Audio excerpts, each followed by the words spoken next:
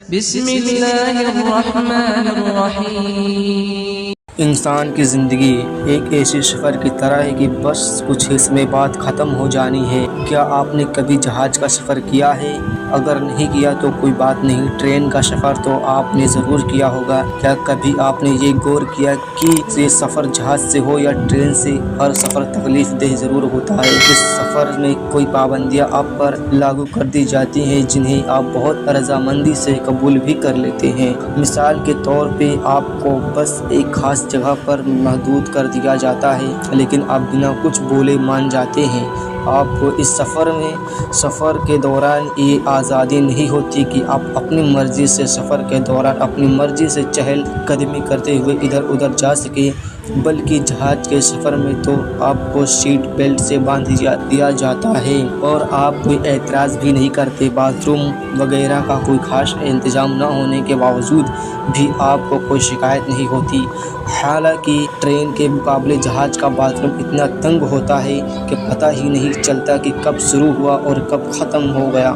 چاہے ایئرپورٹ ہو یا railway station, بھیڑ بھاڑ کی وجہ سے آپ کو تکلیف ضرور ہوتا ہے، لیکن خاموش رہتے ہیں اور زیادہ شور بھی نہیں مچاتے۔ کبھی سردی تو کبھی گرمی میں کوئی صحیح انتظام نہ ہونے کے باوجود برداشت کرنا پڑتا ہے، لیکن کبھی کوئی مسافر اس بات کی شکایت نہیں کرتا۔ اور نہ ہی آپ نے کبھی کوئی ایسی مثال سنی ہوگی کہ موسم کی سختی سے بچنے کے لیے کسی مسافر نے کسی ریلوے اسٹیشن پر کوئی نوکر رکھتا ہے یا کوئی ریسٹ روم بنایا ہو۔ تو میرے دوست، آخر کیوں نہیں اس طرح کی کوئی عمارت ریلوے اسٹیشن پر کوئی مسافر نہیں بناتا؟ جواب بہت آسان ہے، کیونکہ سب جانتے ہیں کہ یہ تکلیفیں کچھ ہی سمے کے لیے ہیں۔ آخر کس مسافر کو پڑی ہے کہ یہ ایسی جگہ پر عمارتیں بناتا ہے؟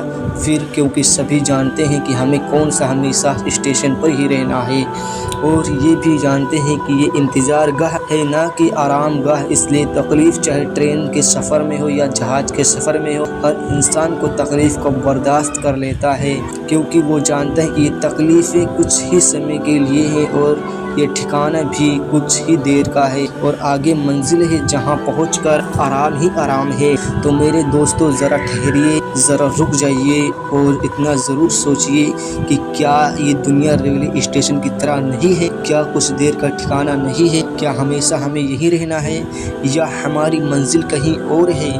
کیا آپ کو نہیں لگتا کہ جو زندگی آپ گزار رہے ہو، چاہے 20 سال کی ہو یا 60 سال کی کیوں نہ ہو، کیا ایسا محسوس نہیں ہوتا کہ جیسا دنیا میں آئے ہوئے ابھی کچھ لمحے ہی ہوئے ہیں، لیکن ہم زندگی کی کوئی سال گزار آئے ہیں؟ کیا کل ہمارے بزرگ بچے یا جوان نہیں تھے؟ کیا آپ کو ایسا محسوس نہیں ہوتا کہ سال پلک جھپکتے ہوئے گزر رہے ہیں؟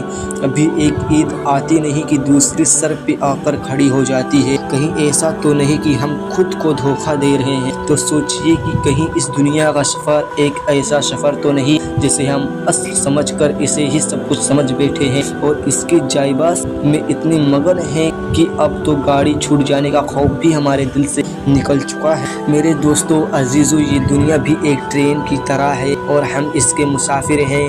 ہم کو ایک نہ ایک دن یہ ٹرین ضرور چھوڑنا ہے اور اپنی آخری منزل کی طرف جانا ہے، یعنی قبر میں۔ تو مسئلہ یہ ہے کہ وہاں رہنے کے لیے کیا ہمارے پاس کوئی سامان ہے؟ وہاں رہنے کے لیے ہمیں اپنے ساتھ کوئی سامان اپنے ساتھ لے کر جا رہے ہیں یا ہم خالی ہاتھ ہیں؟